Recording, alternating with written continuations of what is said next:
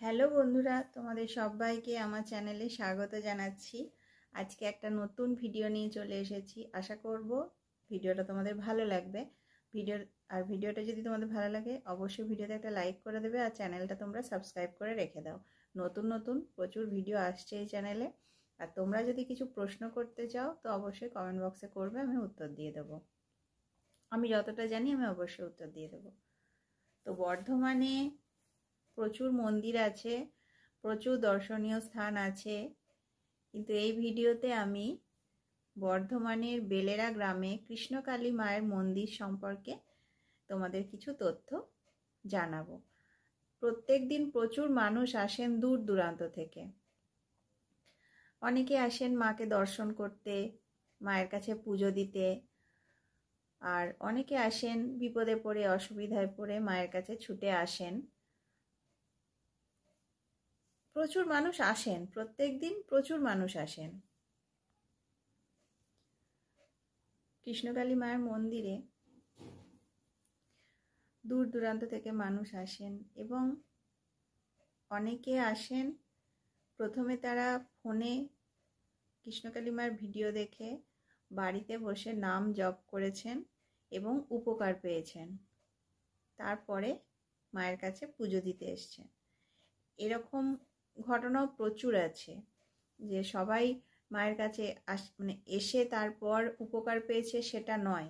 মায়ের কাছে আসার আগে বাড়িতে বসে মায়ের নাম জপ করেছেন ফোনে দেখে, তো তাতেও অনেক উপকার হয়েছে। সেরকম ওই উপকার পেয়েছেন সেরকম প্রচুর মানুষ আসেন এবং তারা বলেন যে বাড়িতে বসে নাম জপ করে উপকার হয়েছে, তারপর পুজো দিতে এসছি। তো সেইটা হয়তো তার প্রথমবার মন্দিরে আসা। তাছাড়াও অনেকেই আসেন যারা দুবার, তিনবার, চারবার, পাঁচবার হয়ে এসেছেন, সেরকম ভক্ত প্রচুর আসেন। প্রথমে কৃষ্ণকালী মায়ের মন্দির মঙ্গলা মায়ের বাড়িতে ছিল, সেখানেও প্রচুর মানুষ আসতেন। তারপরে হ্যাচারি রোডে মন্দির হয়েছিল, সেখানেও প্রচুর ভিড় হতো। তো সেই মন্দিরগুলো প্রথমে কৃষ্ণকালী মায়ের মন্দির মঙ্গলা মায়ের বাড়ির ছাদে মন্দির ছিল, সেইখান থেকে মাকে হ্যাচারি রোডে প্রতিষ্ঠা করা হলো। তারপর হ্যাচারি রোড থেকে মাকে বেলেরা গ্রামে প্রতিষ্ঠা করা হয়েছে। তো এগুলো আমি অন্য অন্য ভিডিওতে অবশ্যই তোমাদেরকে গল্প আকারে বলবো যে প্রথমে কৃষ্ণকালী মায়ের মন্দির প্রথমে যেখানে ছিল সেখান থেকে কেন হ্যাচারি রোডে এলো, হ্যাচারি রোড থেকে কেন বেলেরা গ্রামে এলো, সেগুলো সবই তোমাদেরকে অন্য অন্য ভিডিওতে বলবো। তো তোমরা ভিডিওগুলো সম্পূর্ণ দেখো এবং চ্যানেলটা অবশ্যই সাবস্ক্রাইব করে রাখো, প্রচুর ভিডিও আসবে। কৃষ্ণকালী মায়ের মন্দিরে ভক্তরা আসেন, মঙ্গলা মা ভক্তদের কপালে ত্রিশূল ছুঁয়ে দেন, কপালে ত্রিশূল ঠেকিয়ে দেন। আর একটা কথা উনি সবসময় বলেন যে কৃষ্ণকালী মায়ের নাম জপ করতে, মায়ের নাম জপ করলে সকল কিছু পাওয়া হয়ে যায়। কৃষ্ণকালী মায়ের নাম জপ করলে সব কিছু পাওয়া হয়ে যায়। মায়ের নামে এত শক্তি। কৃষ্ণকালী এই নামটি খুব শক্তিশালী, এই নামে প্রচুর ক্ষমতা। তাই ভক্তদেরকে মঙ্গলা মা বলেন যে কৃষ্ণকালী মায়ের নাম জপ করতে, এবং প্রচুর মানুষ মায়ের নাম জপ করে উপকার পেয়েছেন। অনেকে ফোনে দেখে মায়ের নাম জপ করেছেন, উপকার পেয়েছেন, তারপরে মন্দিরে পুজো দিতে এসছেন, এরকম ঘটনা আছে। তাই সবসময় মঙ্গলা মা বলেন যে কৃষ্ণকালী মায়ের নাম জপ করতে। মায়ের নাম জপ করলে আর অন্য কোনো কিছু দরকার হয় না। মায়ের নাম জপে এত শক্তি। মায়ের নাম যত বেশি উচ্চারণ করবে, যত মায়ের নাম ধ্যান করবে, তত ভালো। মায়ের নাম জপ করলে তোমার সাথে ভালো অবশ্যই কিছু হবে, তুমি সেটা বুঝতেও পারবে।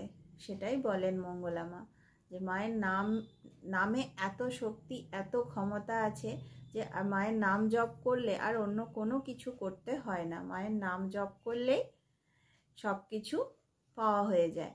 আর এই যে জপ করার নিয়ম, কি নিয়ম অবশ্যই বলবো, ভিডিওটা সম্পূর্ণ দেখো। জপ করার নিয়ম বলবো।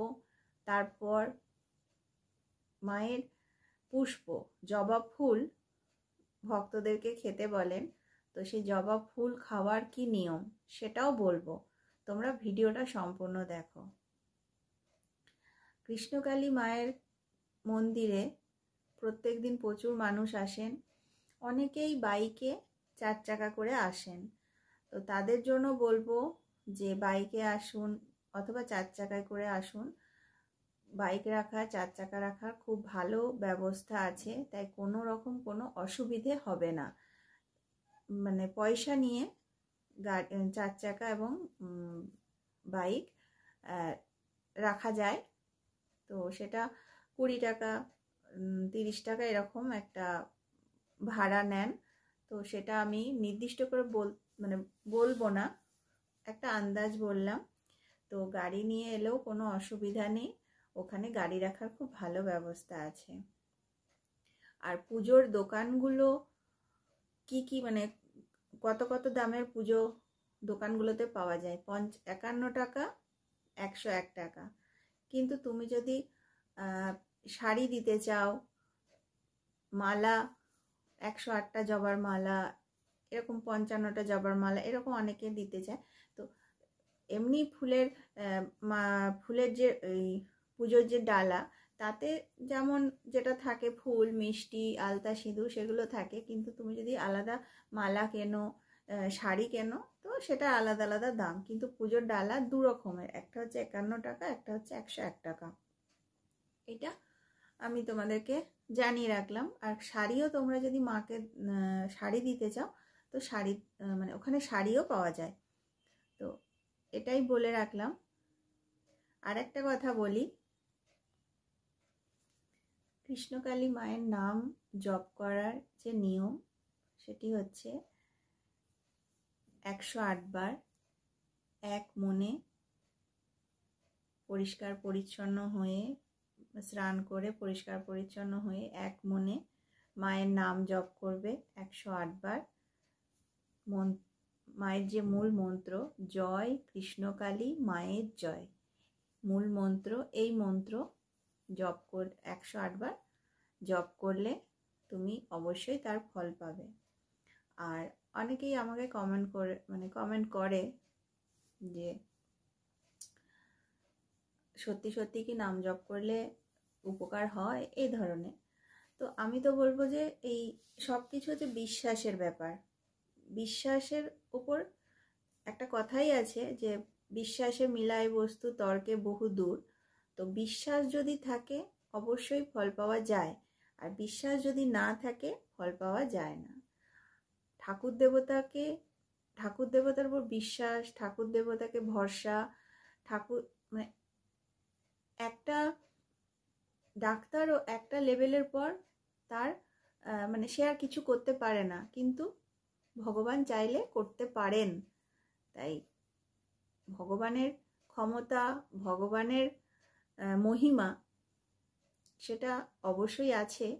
তো সেটা তুমি কতটা বিশ্বাস করবে সেটা তোমার ব্যাপার। যে মানে সেটা তুমি বিশ্বাস করবে যে হ্যাঁ ভগবান আছে, ভগবানের কাছে প্রার্থনা করলে ভগবান সে প্রার্থনা শুনবেন, সেটা তোমার মানে সেটা যদি তোমার বিশ্বাস থাকে, বিশ্বাস নিয়ে তুমি ভগবানকে ডাকো, তো অবশ্যই তুমি তার ফল পাবে। কিন্তু বিশ্বাসের ওপর নির্ভর করছে।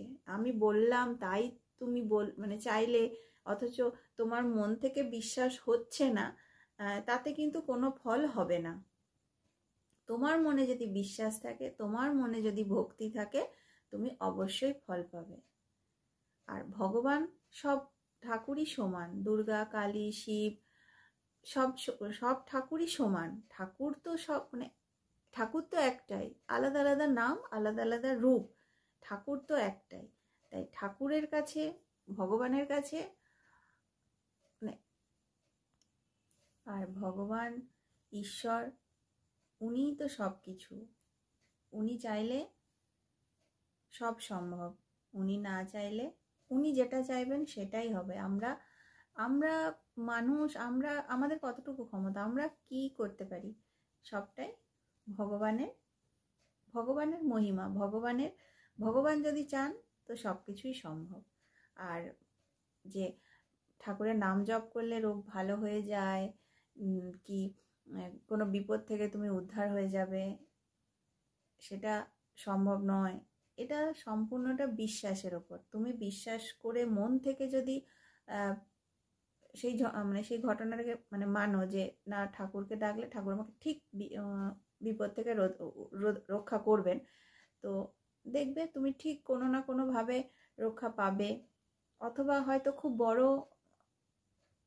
কিছু না মানে ঘটলো না, খুব অল্পর ওপর দিয়ে ঘটনাটা ঘটলো, তো সেগুলো তোমার বিশ্বাসের উপর। তুমি যদি বিশ্বাস করো, আর তুমি যদি বিশ্বাস না করো তো আমি বলছি তাই তুমি মানে কথাটা শুনে যে ঠিক আছে আমি একবার পরীক্ষা করে দেখি, কিন্তু মনে তোমার একটুও বিশ্বাস নেই, তাতে কিন্তু কিছুই উপকার হবে না।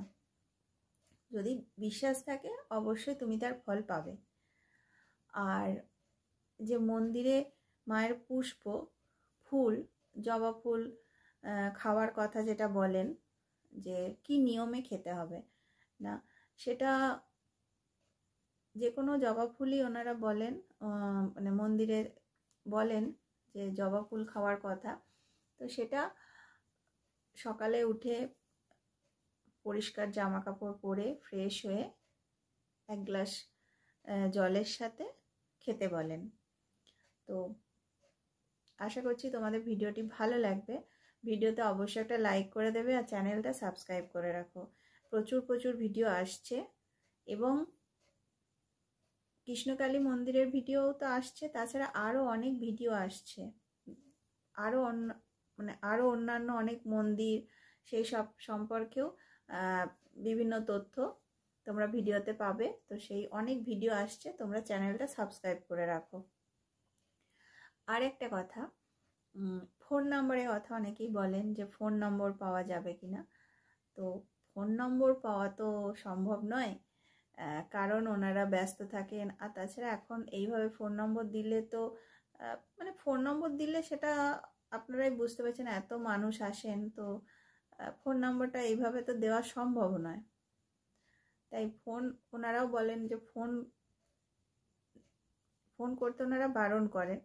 এবং যে নম্বরটা পুরনো, যে নম্বরটা আগেই দিয়েছিলেন অনেক আগে, তো সেই নম্বরটা এখন ব্যবহার হয় না সেভাবে। সেটা শুধুই গুগল পে বা ফোনপে সেটার জন্যই ব্যবহার হয়, মানে ওটাতে ফোন করে যে কথা বলা সেরকম হয় না। তো তাই ফোন নাম্বার নিয়ে ফোনে কথা বলবেন, অসুবিধার কথা জিজ্ঞেস করুন, সেটা কিন্তু সম্ভব নয়।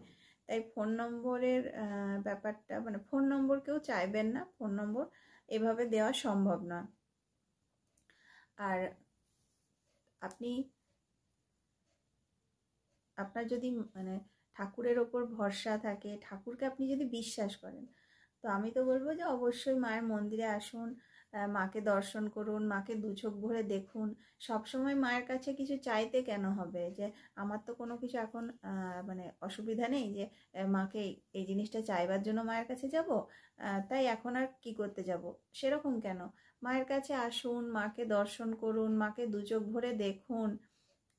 মানে প্রচুর মানুষ আসে, তার মধ্যে অনেকে এমনিও আসে মাকে দর্শন করতে, মায়ের টানে মন্দিরে আসেন। তো আসুন না একদিন মাকে দর্শন করতে, মাকে দর্শন করুন, মাকে দেখুন, মাকে দু চোখ ভরে দেখুন, মন ভরে মাকে ডাকুন। দেখবেন একটা আলাদাই মনে শান্তি আসবে, মনটা খুব ভালো লাগবে। মাকে ডাকুন, মন ভরে ডাকুন। আমরা তো সব সময় মায়ের কাছে কিছু না কিছু চাই, মা এটা দাও, সেটা দাও, ওটা দাও। তার কারণ আমাদের সব সময় কিছু না কিছু প্রয়োজন থাকেই, কিন্তু মাকে কোনো কিছু মানে মায়ের কাছে শুধু এটা দাও ওটা দাও সেইগুলো ছাড়া যে কোনো কিছু চাইবো না, শুধু মাকে ডাকবো, মাকে মানে মন থেকে মাকে ডাকবো, মাকে দু চোখ ভরে দেখবো, সেটা করুন, দেখবেন ভালো লাগবে, একটা আলাদা শান্তি মনে আসবে। আর আমরা সাধারণ মানুষ, আমাদের তো সব সময় অসুবিধা সমস্যা এসব কিছু তো লেগেই থাকে। তো তাই মায়ের কাছে সবসময় এটা দাও ওটা দাও না করে মাঝে মাঝে মাকে মন ভরে ডাকুন, মাকে দেখুন। তো মন্দিরে আসুন, মাকে দর্শন করুন, মাকে পুজো দিন। আর একটা জিনিস দেখবেন, কোনো দেবতা স্থানে এলে আপনার অনেক মাথায় চিন্তা ঘুরছে, অসুবিধা সমস্যা সব কিছু ঘুরছে, কিন্তু আপনি যখন কোনো দেবতা স্থানে আসবেন আপনি দেখবেন সেই সমস্যা সেই চিন্তাগুলো মানে যতক্ষণ আপনি মন্দিরের ওইখানে থাকবেন, মন্দিরে থাকবেন, সেটা যে কোনো দেবতা স্থানে একটা আলাদা আপনি সেই চিন্তা সেই ভাবনা কিছুক্ষণের জন্য যেন মনে হয় আমার মধ্যে আর কোনো টেনশন কোনো চিন্তা নেই, আমি খুব কোনো রকম চাপ কোনো চিন্তা কিচ্ছু নেই, একটা আলাদাই আনন্দ অনুভব হয়, আমার তো হয়। তাই ভাবছি আমি এটা আপনাদের সাথে শেয়ার করলাম যে মন্দির দেবতা স্থানে গেলে সেই আলাদা যে দেবতা স্থানের যে মাহাত্ম্য সেটা সেটার জন্যই ওই রকমটা ফিল হয়, যে তখন মনে হয় যে কোনো চিন্তা কোনো ভাবনা কিছু নেই। তো সেই জন্য বলবো যে অবশ্যই একবার আসুন, মাকে দর্শন করুন, মাকে দেখুন, আপনার ভালো লাগবে অবশ্যই। আর মায়ের নাম জপ করুন, মায়ের নাম জপ করলে আপনার আর অন্য কোনো কিছু করতে হবে না। তবে হ্যাঁ, যদি আপনার মনে বিশ্বাস থাকে, আপনি মাকে ভরসা করুন, বিশ্বাস করুন, ভক্তি করে মাকে ভরসা করে বিশ্বাস করে মাকে ডাকুন, আপনি অবশ্যই তার ফল পাবেন। আপনি মাকে ভক্তি ভরে মন থেকে আপনি যদি মাকে ডাকেন, মায়ের নাম জপ করেন, আপনি অবশ্যই তার ফল পাবেন। মা খুব জাগ্রত, মা জীবন্ত। প্রত্যেক দিন প্রচুর মানুষ আসেন, আর শুধু যে পশ্চিমবঙ্গ থেকে আসে তাও তো নয়, বিদেশ থেকেও প্রচুর মানুষ আসেন এবং এসে তারা উপকার পেয়েছেন, দূর দূরান্ত থেকে এসেছেন, উপকার পেয়েছেন। আর এমনি তো প্রচুর মানুষ আসেন, প্রত্যেক দিন প্রচুর মানুষ আসেন। ও আর একটা কথা তো বলতে ভুলেই গেছি, কোন দিন কৃষ্ণকালী মায়ের মন্দির বন্ধ থাকে সেটা বলে দিচ্ছি। তার আগে বলি, ভিডিওটা কিন্তু অবশ্যই সম্পূর্ণ দেখবেন, আর ভিডিওতে একটা লাইক করে দেবেন, চ্যানেলটা সাবস্ক্রাইব করে রাখুন, নতুন নতুন প্রচুর ভিডিও আসছে। মন্দির কোন দিন বন্ধ থাকে? মন্দির বন্ধ থাকে এটা এই কারণেই বলছি যে সেদিন ত্রিশূল গণ্ডি করা থাকে, ভক্তদের কপালে ত্রিশূল সেদিন ছোঁয়ানো হয় না, তাই ত্রিশূল ছোঁয়ানো বন্ধ থাকে। কিন্তু মন্দির বন্ধ থাকে সেটা নয়, মাকে পুজো করা হয়, ভক্তরা মাকে দর্শন করতে পারবেন, কিন্তু সেদিন ত্রিশূল ছোঁয়ানো হয় না, ত্রিশূল গণ্ডি করা থাকে। আর এই যে ত্রিশূলের যে কি অলৌকিক ক্ষমতা, এই ত্রিশূল মঙ্গলামা কি করে পেলেন, এই সব কিছু আপনারা ভিডিওতে জানতে পারবেন, তবে এই ভিডিওতে নয়, অন্য ভিডিওতে। তাই তো আমি বলছি আপনারা চ্যানেলটা সাবস্ক্রাইব করে রাখুন, প্রচুর ভিডিও আসছে। আর আপনারা যদি কোনো প্রশ্ন আপনাদের যদি থাকে সেটা অবশ্যই কমেন্ট বক্সে করবেন, আমি যতটা জানি অবশ্যই উত্তর দিয়ে দেব। আর এই ভিডিওটি একটি লাইক অবশ্যই করে দেবেন। আর মন্দির কোন দিন বন্ধ থাকে সেটা হচ্ছে সোমবার মন্দির বন্ধ থাকে। এই কারণেই এটাই বললাম যে মন্দির বন্ধ থাকে, সেটা হচ্ছে ত্রিশূল কিন্তু সোমবার দিন গণ্ডি করা থাকে। তাই সোমবার দিন যদি কেউ আসেন ত্রিশূল ত্রিশূলটা ছোঁয়াবেন, তো সেদিন কিন্তু ত্রিশূল ছোঁয়ানো হয় না। মাকে আপনি দেখতে পারবেন, মাকে পুজোও দিতে পারবেন, কিন্তু ত্রিশূল সেদিন গণ্ডি করা থাকে, ত্রিশূল সেদিন ছোঁয়ানো হয় না। তাই সোমবার দিনটা বন্ধ, সেটাই বলা হয় যে ত্রিশূল ছোঁয়ানো বন্ধ। তো আশা করছি আপনাদের এই ভিডিওটি ভালো লাগবে, আর পরবর্তীতে নতুন নতুন ভিডিও আসছে, নতুন নতুন অনেক কিছু তথ্য আপনারা জানতে পারবেন। ঠিক আছে, এই ভিডিওটা আমি এখানেই শেষ করেছি। সবাই ভালো থাকবেন, নমস্কার।